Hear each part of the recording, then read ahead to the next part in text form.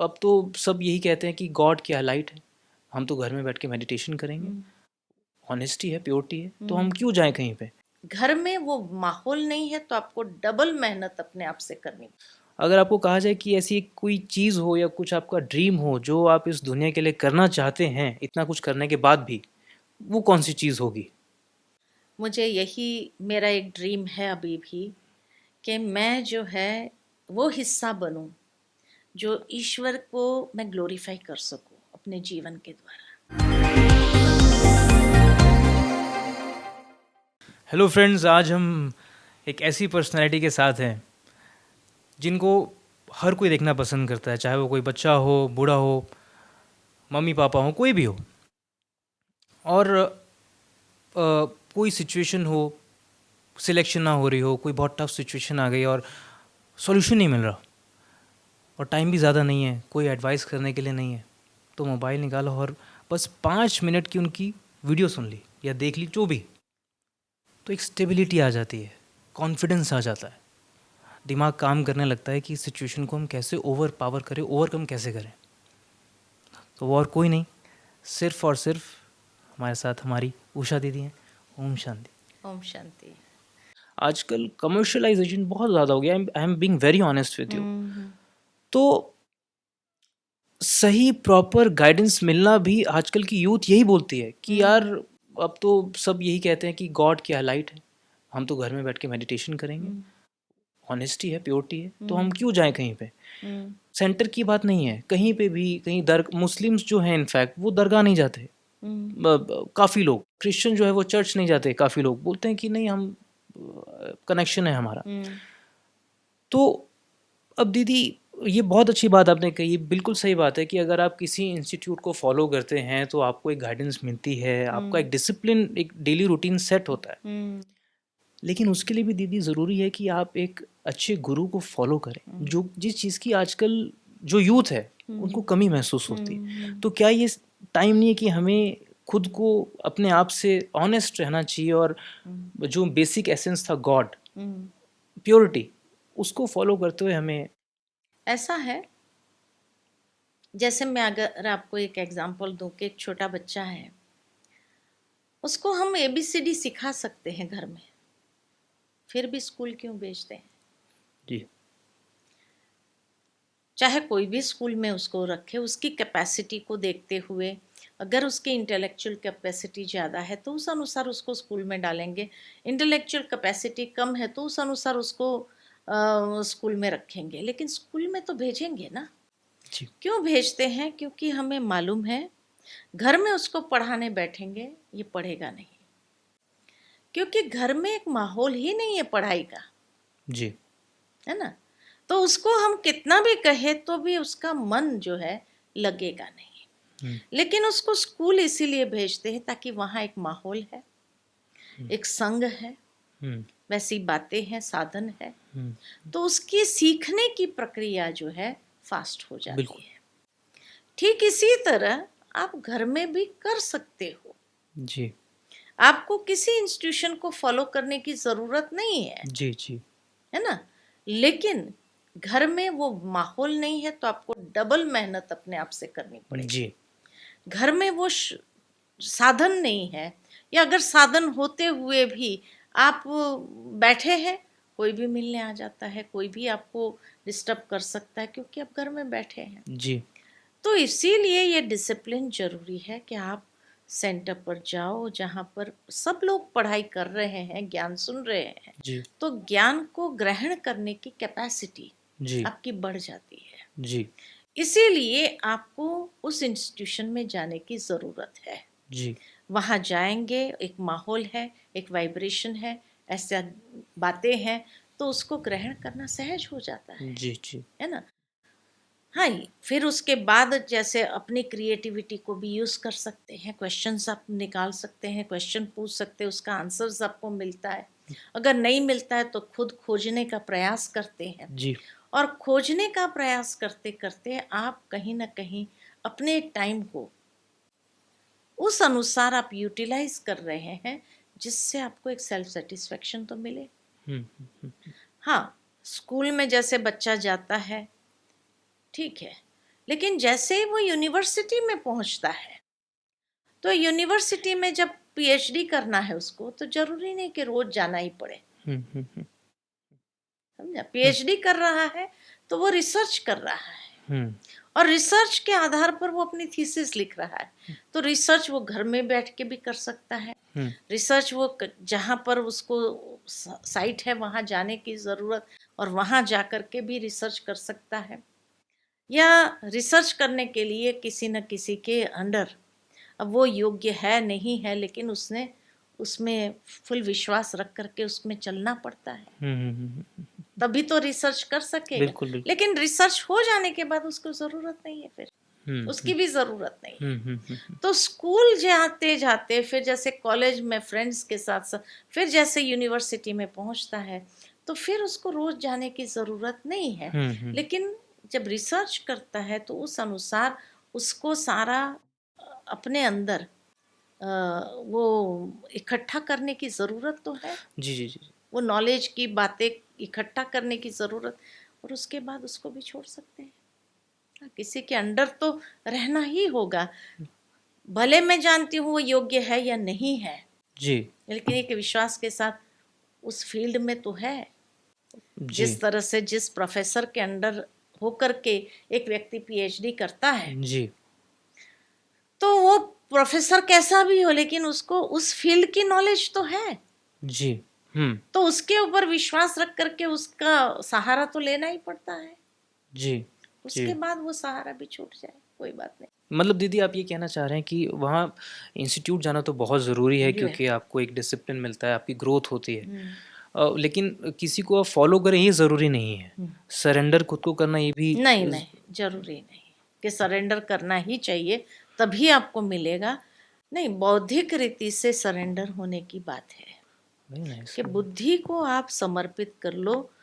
जब आपने ईश्वर के आगे उसको समर्पित किया, तो फिर जो भी निमित्त बन करके आपको वो ज्ञान दे रहा है, ईश्वर उसी के द्वारा वही चीज निकलवाएगा जो मुझे चाहिए। दीदी जैसे आपको बहुत लोग फॉलो करते हैं, जितने भी, जैसे मेरी मम्मी हैं वो ब्रह्मा कुमारी काफ़ी टाइम से जाते हैं, और भी बहुत मेरे दोस्त हैं, लड़के लड़कियां सब, तो उनके पेरेंट्स बहुत फॉलो करते हैं आपके बारे में स्पेशली। बहुत, जब मैं आपसे 2 साल पहले मिला था तो मुझे आपके बारे में कहा गया था। तो अगर आपसे पूछा जाए कि जैसे आप स्पिरिचुअली अभी बहुत एक ग्रो कर चुके हैं, आपको people look up to you, अगर आपको कहा जाए कि ऐसी कोई चीज़ हो या कुछ आपका ड्रीम हो जो आप इस दुनिया के लिए करना चाहते हैं इतना कुछ करने के बाद भी, वो कौन सी चीज़ होगी जो आपको कमी महसूस होती है आजकल? मुझे यही मेरा एक ड्रीम है अभी भी, कि मैं जो है वो हिस्सा बनूं जो ईश्वर को मैं ग्लोरीफाई कर सकूं अपने जीवन के द्वारा। यूट्यूब पे आप कभी भी, हम कभी भी कुछ निकालें तो उसमें सबसे पहले ये आता है इस महीने में ये ट्रांजिट हो रहा है, इस महीने में ये हो रहा है, अभी 7.5 आ रही है, ये कन्या राशि वालों का तो ये हो जाएगा। इसको कैसे टैकल करना चाहिए? देखो, ऐसा है कि ठीक है, ये एक साइंस जरूर है, एस्ट्रोलॉजी, हम उसको कोई डिस्कार्ड तो नहीं करते हैं। एक साइंस है, एक ब्रांच ऑफ साइंस है समझो, और उसकी अपनी एक समझ है, लेकिन वो हर एक पर लागू हो ऐसा जरूरी नहीं है। अच्छा। आज अगर कोई व्यक्ति, माना व्यक्ति कब कहेगा कि एस्ट्रोलॉजी का सहारा कब लेना शुरू करेगा? जब वो देखता है कि एक के बाद एक या तो नेगेटिव खबरें मिल रही है उसको, या प्रॉब्लम्स पर प्रॉब्लम्स आता है, एक में से निकला नहीं दूसरा प्रॉब्लम, तो उस समय उसको लगता है कि मैं किसी को पूछूं कि मेरा समय कैसा है। जी उसके मन में आता है। जी। और इसीलिए जब वो किसी के पास जाता है और पूछता है कि भाई मेरे जीवन में इतनी प्रॉब्लम्स है, ये है, अभी मेरा समय कौन सा चल रहा है, आप बता सकते हो? और वो कहेगा हाँ भाई तेरे ऊपर तो ढैया चल रही है, या तेरे ऊपर तो 7.5 ही है, अभी राहु का ये है, वो है। अभी जब ये बात कहते हैं तो उसके मन में तुरंत आता है कि इसका कोई उपाय उपाय है ना? हाँ, इसमें से बाहर निकलने का उपाय क्या उपाय क्या है? क्या कोई उपाय? वो कहेगा हाँ है। हवन करवा तो लो। क्या हवन करवा लो, ये करवा लो, इतना लाख नाम लिखो, उसको स्वाहा करना है, या कुछ दान करो, ये गाय को खिलाओ, फलाना करो, जी या गरीबों को दान करो।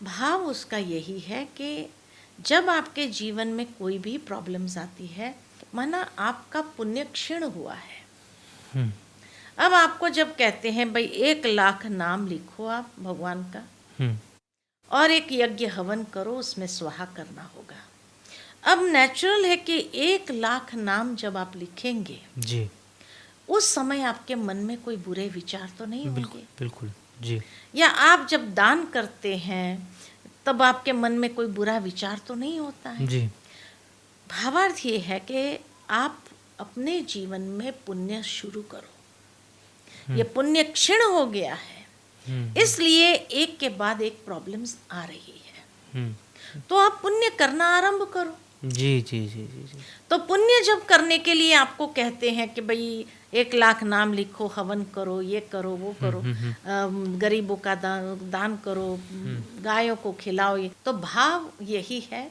कि आप पुण्य करो। जी और जैसे जैसे आपका पुण्य वृद्धि को पाने लगेगा, आप देखेंगे कि आप स्वयं उन प्रॉब्लम से मुक्त हो जाते हैं। और कई लोग ये अनुभव करते हैं जी जी जी जी कि भाई मैंने फलाना उपाय किया, बड़ा काम किया, जी जी और बड़ा काम किया तो देखो मेरा प्रॉब्लम तो खत्म हो गया। जी जी जी जी जी भाव इसके पीछे और कुछ नहीं, यही साइंस है कि आपका पुण्य क्षीण नहीं होने दो। जी जी ये तो कुदरती होना ही चाहिए हर इंसान में, आपकी इंटेंशंस प्योर ही होने होने चाहिए। चाहिए, लेकिन नहीं है ना, आज की दुनिया के अंदर नहीं है प्योर इंटेंशंस। और मनुष्य सोचते हैं भाई हुक और क्रुक, मुझे आगे बढ़ जाना है, और जीवन में शॉर्टकट अपनाना है, तो शॉर्टकट में कई बार कई गलत काम कर लेता है वो, जी जी जी जी और वो गलत काम कितना उसके पुण्य को समाप्त कर देता है हम्म, मालूम ही नहीं पड़ता है। जी जी जी जी। और वैसे भी दीदी, जैसे अगर आप अपने ग्रहों को ठीक करने के लिए या अपनी लाइफ को सुधारने के लिए कोई मंत्र करते हो या तो उसका तो बिल्कुल आप यूज़ कर रहे हो ना, फिर वो तो कोई फ़ायदा ही नहीं तो है। इसीलिए जो कहा भाई शनि की ग्रहाचारी है, तो भाई शनि को कहा ही जाता है न्याय का देवता है, जी जी जी जी तो न्याय तो करेगा ना। मानव आपके पुण्य समाप्त हो गए तो जो पाप हो रहे हैं उसका न्याय तो करेगा ही बिल्कुल करेगा। बिल्कुल बिल्कुल तो इसीलिए उसको समाप्त करना है। तो भाव यह है कि आप पुनः प्योर इंटेंशंस को रखते हुए जी अच्छे काम करना शुरू करो। जी जी जी तो ये ग्रहों का कोई इफेक्ट नहीं है, जी या ये ग्रह जो आपने पुण्य करना शुरू किया तो ये ग्रह आपको अच्छा ही फल, जी जी जी जैसा कर्म करेगा वैसा ही फल जी प्राप्त जी करेगा वो। जी जी हो सकता है कि रिजल्ट वैसा ना मिले जैसा आपने हाँ, सोचा हो, हाँ। बट एटलीस्ट अगर आप अच्छी लाइफ जिएंगे, आप लोगों के बारे में, आप चाहे कुछ नहीं भी कर सकते किसी के लिए, लेकिन अच्छा सोचिए तो कम से कम, बिल्कुल बिल्कुल। उसी से आपको खुद को भी अच्छा लगेगा। हाँ, इसलिए मेरे को तो ये अनुभव है कि जब मेरे को किसी ने कहा कि भाई आपके ऊपर तो ये काल सर्प योग है, हाँ हाँ हाँ काल सर्प योग है, और आप माना बहुत बुरी तरीके से ये होंगे, और तो माना ये होनी होती थी अच्छा अगर मेरा कर्म सही नहीं होता था। जी जी तो जी ये ग्रहों के हिसाब से उसने बता दिया, वो साइंस बता दिया।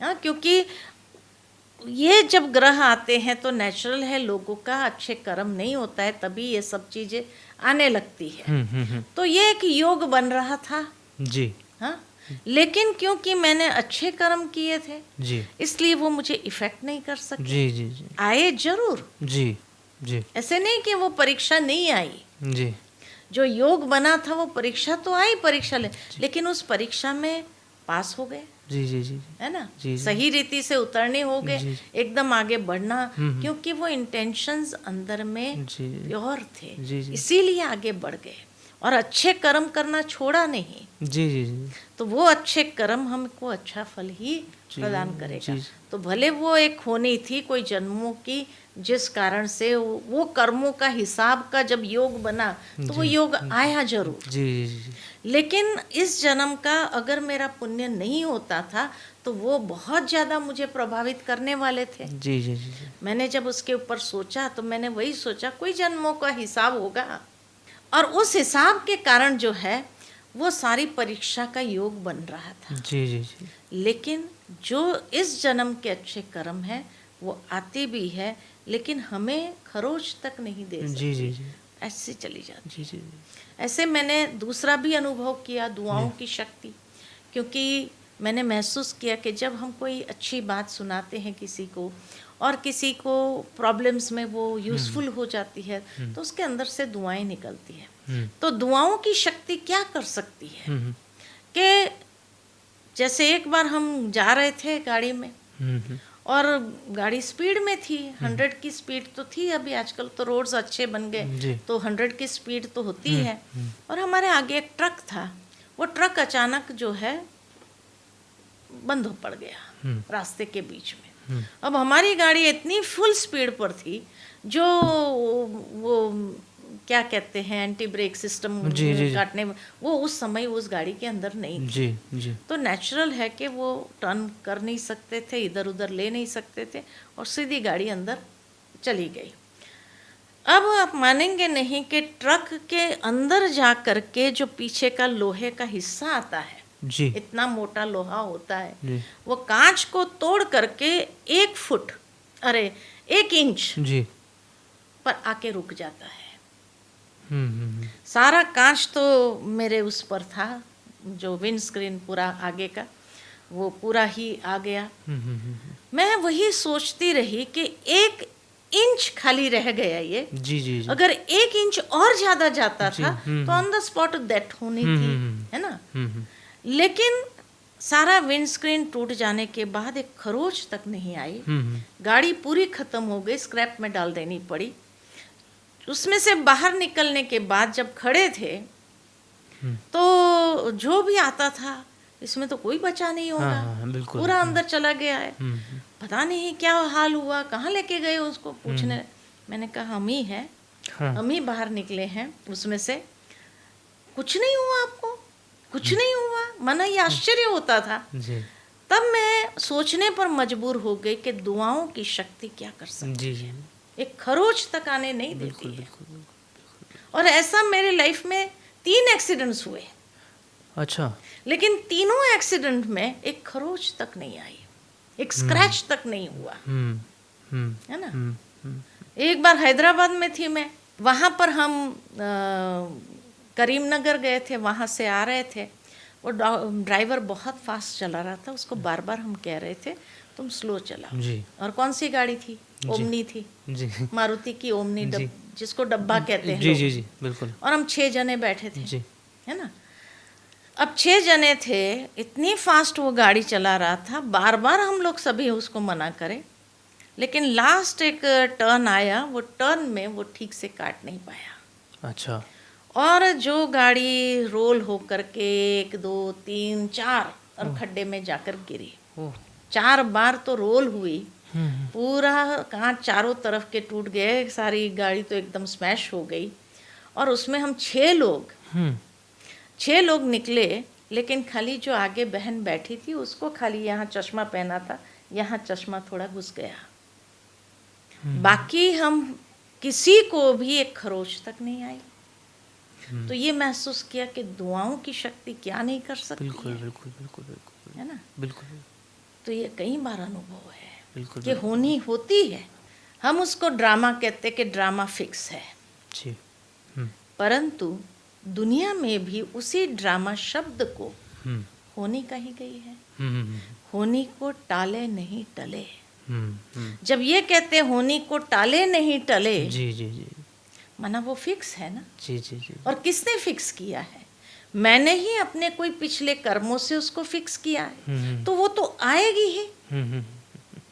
जो फिक्स है वो तो आएगी ही, लेकिन प्रेजेंट के कर्म अगर इतने पावरफुल है तो वो होनी मुझे नुकसान नहीं पहुंचा सकती। जी जी जी जी कभी कभी तो दीदी ऐसे लगता है जैसे आपकी बातें सुनने के बाद कि नेचुरली बस हमें तो अच्छा इंसान बन के रहना चाहिए, सबकी बस सबका अच्छा करो, अच्छा सोचो, जितना कर सकते हो करो। इन सब चीज़ों में पढ़ने की ज़रूरत ही नहीं है, क्या एस्ट्रोलॉजी क्या स्पिरिचुअलिटी, ये तो बहुत एक्सटर्नल चीज़ें हो गई। अच्छे कर्म करो बस दिल अच्छा लगता है, खुद ये लाइट महसूस होता है, ऐसा लगता है कि चलो मुझे दुख है कोई बात नहीं, सामने वाला खुश रहना चाहिए, बस इससे बढ़िया चीज़ नहीं हो सकती। मेरे को कई बार कोई कहते हैं ना कि बहन जी लेकिन आज का ज़माना झूठ का है, और झूठ बोलना आसान है, तो मैं कहती हूँ अनुभव से मैं अंदर में सोचने लगती हूँ कि सच पूछो तो झूठ बोलना आसान है या सच बोलना आसान है।